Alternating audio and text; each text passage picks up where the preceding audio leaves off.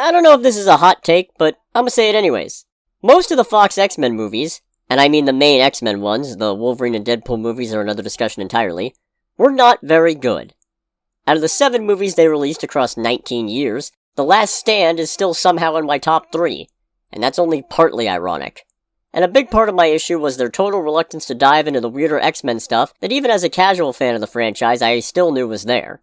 This only got worse as later Fox movies continued to tease the arrival of one particular supervillain, who they not only never got around to using, but also seemingly never had any plans of using outside of the Channing Tatum Gambit movie that had been in development hell for literal years before finally being cancelled in a Disney acquisition.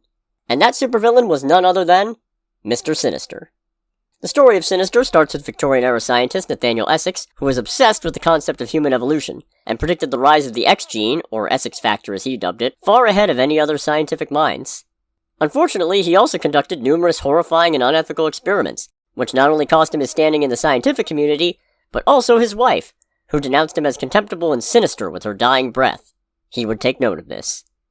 In an attempt to prove his theories, Essex hired a band of marauders to gather test subjects, but his hired help accidentally woke up the ancient mutant Apocalypse, who recruited Essex to his cause, using celestial technology to grant him superhuman abilities and immortality. Still reeling from the death of his wife, Essex fashioned a new identity of Mr. Sinister, based on her last words to him.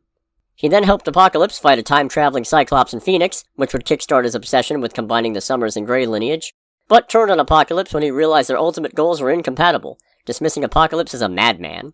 After this, Sinister would spend decades continuing his terrible experiments, incorporating various X-genes into his body to grant him even more abilities, and plotting ways to deal with the inevitable return of Apocalypse. But his abhorrent methods, and tendency to antagonize their members, also brought him into conflict with the X-Men numerous times.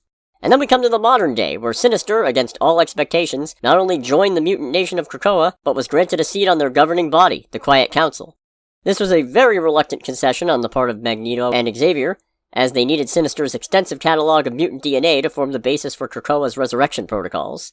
Unfortunately, trusting Sinister in any capacity, even a self-serving one, is always a mistake, because Sinister used that same database to launch a scheme for universal conquest that I don't have time to get into because it spans literal hundreds of years. He was ultimately thwarted by an unlikely source, though, and banished to the pit for his trouble. Not that that's kept him down for long. Oh, and pro twist, the Mr. Sinister we've been following for most of Marvel's history isn't actually the original Nathaniel Essex. Sinister is one of several clones that Essex created in the 1890s, each unknowingly programmed to pursue a different avenue of research in an effort to avert a predicted uprising of artificial intelligence, because man versus mutant versus machine has been a big thematic underpinning of the most recent X-Men era. But these other Sinisters are a story for another time.